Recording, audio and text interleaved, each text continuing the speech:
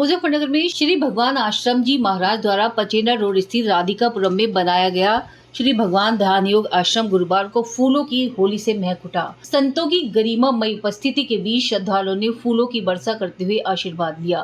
मुख्य अतिथि जूना अखाड़ा के महामंडलेश्वर यतीन्द्रानंद गिरी जी महाराज ने कहा, हिंदू समाज धर्म युद्ध के लिए तैयार रहे, क्योंकि जिस तरह का माहौल बन रहा है उससे आने वाले दिनों में हिंदू समाज को जागृत होकर सनातन धर्म की रक्षा को एक साथ खड़ा होना होगा।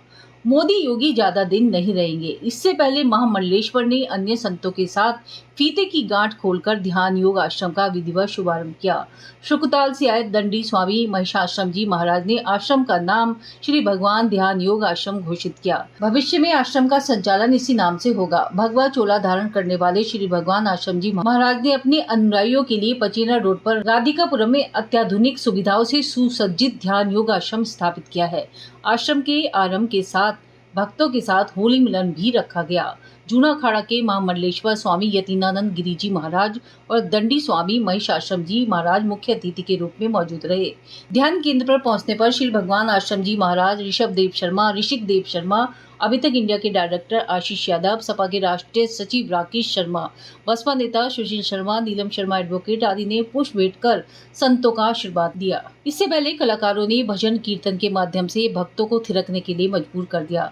गुरु की महिमा के साथ खाटू श्याम में लड्डू गोपाल से जुड़े भजनों की एक से बढ़कर एक प्रस्तुतियां दी गई। जूना अखाड़ा के महामंडलेश्वर यतीन्द्रानंद जी महाराज ने कहा, यह हम सबके लिए बड़े सौभाग्य की बात है कि उन्होंने देव धर्म में जन्म लिया है। सनातन धर्म एक अकेला ऐसा धर्म है जो पूरे विश्व के कल्याण की बात करता है। आज जिस तरह से सनातन धर्म को तोड़ने की साजिश रची जा रही है, उसके लिए हिंदू समाज को सावधान रहने की जरूरत है।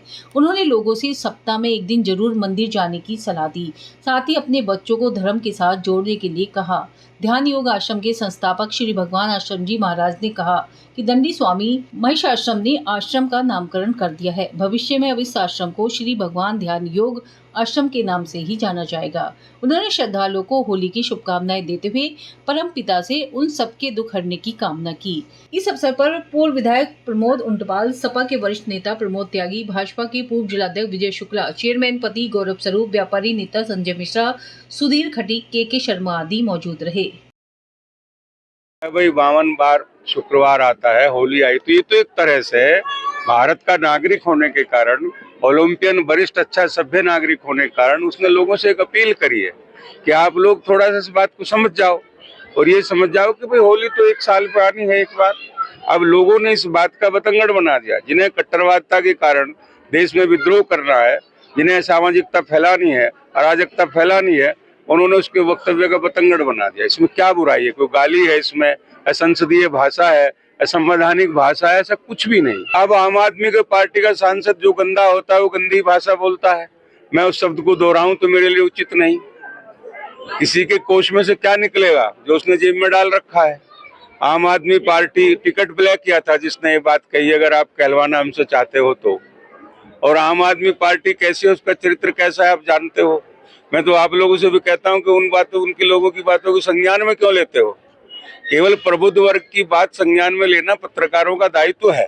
भाई आप लोग 52 दिन ऐसा करते हो, 52 दिन जुमे की नमाज पढ़ते हो, हमारी होली एक बार आई है। इस अनुरोध को बतंगड़ बना दिया। उन लोगों का हृदय क्या होगा जो किसी ने एक नौजवान आदमी को, जो राष्ट्रीय स्तर का व्यक्ति है, पुलिस कर्मचारी तो हो ही गया लेकिन राष्ट्रीय स्तर का व्यक्ति है, उसकी बात को बुरी तरीके से, दुराग्रह के तरीके से पेश कर दिया। शुक्रताल की हमारी विभूति और पूज्य महादेव आश्रम जी के परम शिष्य श्री भगवान आश्रम जी महाराज, और उन्होंने समाज में धार्मिक और सामाजिक उत्थान के लिए एक बहुत सुंदर आश्रम की यहाँ स्थापना की है। निश्चित रूप से उन्होंने ये बहुत ही श्रेष्ठ और महान कार्य किया है। आज उसका यहाँ लोकार्पण हो रहा है और बड़ी मात्रा में भक्त लोग आए हैं और हम सब लोग भगवान आश्रम जी को अपनी शुभकामना, बहुत बहुत साधुवाद देते हैं कि उन्होंने साधुता की इस परंपरा को, संन्यास की परंपरा को और मुजफ्फरनगर में आगे बढ़ाया है। तो निश्चित रूप से यह स्थान जहां लोगों के अंदर धार्मिक आध्यात्मिक भाव की वृद्धि करेगा, वहीं सामाजिक सेवाओं के भी नए नए आयाम और कार्य करता रहेगा।